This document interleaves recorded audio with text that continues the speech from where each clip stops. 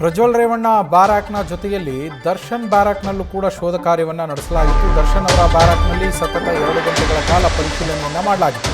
CCB ಶೋಧ ಕಾರ್ಯದ ವೇಳೆ ಕೈ ಕಟ್ಟಿಕೊಂಡು ನಿಂತಿದ್ದಂತೆ ದರ್ಶನ್ ಬ್ಯಾರಾಕ್ನಲ್ಲಿ 4 ಪುಸ್ತಕಗಳು ಸಿಕ್ಕಿದ್ದಾವೆ.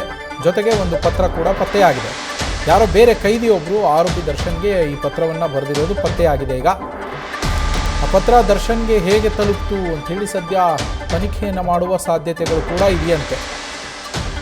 ದರ್ಶನ್ ಅವರಿಗೆ ಆ ಪತ್ರ ಹೇಗೆ ತಲುಪಿತು? ಬರೆದ್ರು, ಬೇರೆ ಬ್ಯಾರಕ್ನಲ್ಲಿರುವ ಸಿಬ್ಬಂದಿ ಕೈದಿಯೊಬ್ಬರು ಬರೆದ್ರು. ಆ ಕೈದಿ ಬರೆದ ಪತ್ರವನ್ನು ಇಲ್ಲಿ ತಂದು ಕೊಟ್ಟವ್ರು ಯಾರು? ಎಲ್ಲೋ ಬೇರೆ ಬ್ಯಾರಕ್ನಲ್ಲಿರೋದು ಆ ಕೈದಿ ದರ್ಶನ್ ಅವರ ಬ್ಯಾರಕ್ಕಿಗೆ ಪತ್ರವನ್ನು ಹೇಗೆ ತಲುಪಿಸ್ದ?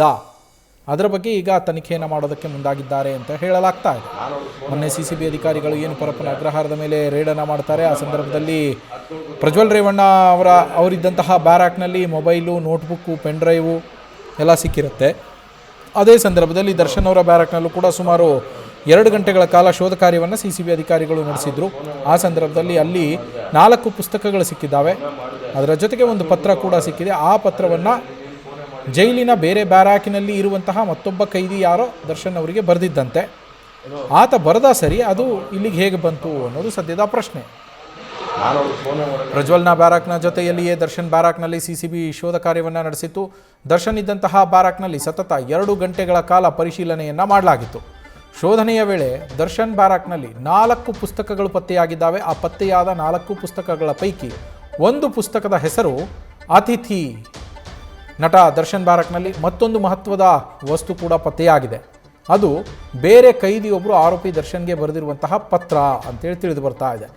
ಬೇಲ್ಗೆ ಹಣಕಾಸಿನ ನೆರವು ನೀಡುವಂತೆ ಕೈದಿ ಮನವಿಯನ್ನು ಮಾಡಿದ್ರಂತೆ ದರ್ಶನ್ಗೆ. ಇದರಲ್ಲಿ ನನಗೆ ಜಾಮೀನು ಪಡಿಬೇಕು, ನನ್ನ ಬಳಿ ಹಣ ಇಲ್ಲ, ಹಾಗಾಗಿ ನೀವು ಹಣಕಾಸಿನ ನೆರವನ್ನು ನೀಡಿ ಅಂಥೇಳಿ ಪತ್ರದಲ್ಲಿ ಉಲ್ಲೇಖವನ್ನು ಮಾಡಿದ್ದಾರೆ. ಕುಟುಂಬದ ಬಳಿ ಹಣ ಇಲ್ಲ ಅಂಥೇಳಿ ಪತ್ರದಲ್ಲಿ ಆತ ತಿಳಿಸಿದ್ದಾನೆ. ಆ ಕೈದಿ ಜೈಲಿನಿಂದ ಹೊರಬರೋದಕ್ಕೆ ಹಣದ ನೆರವಿಗಾಗಿ ದರ್ಶನ್ಗೆ ಮನವಿಯನ್ನು ಮಾಡಿ ಪತ್ರವನ್ನು ಬರೆದಿದ್ದಾನೆ. ಆ ಪತ್ರ ದರ್ಶನ್ಗೆ ಹೇಗೆ ತಲುಪಿತು ಅನ್ನೋದು ಸದ್ಯ ಪ್ರಶ್ನೆ. ಅದರ ತನಿಖೆ ಮಾಡುವ ಸಾಧ್ಯತೆ ಇದೆ. ಜೈಲಿನ ಒಳಗಿರುವಂತಹ ಕೈದಿಗಳ ಸಂಪರ್ಕದ ಬಗ್ಗೆ ಅಧಿಕಾರಿಗಳು ಪರಿಶೀಲನೆಯನ್ನು ಮಾಡ್ತಾರೆ ಅಂತ ಹೇಳಿ ತಿಳಿದು ಬಂದಿದೆ.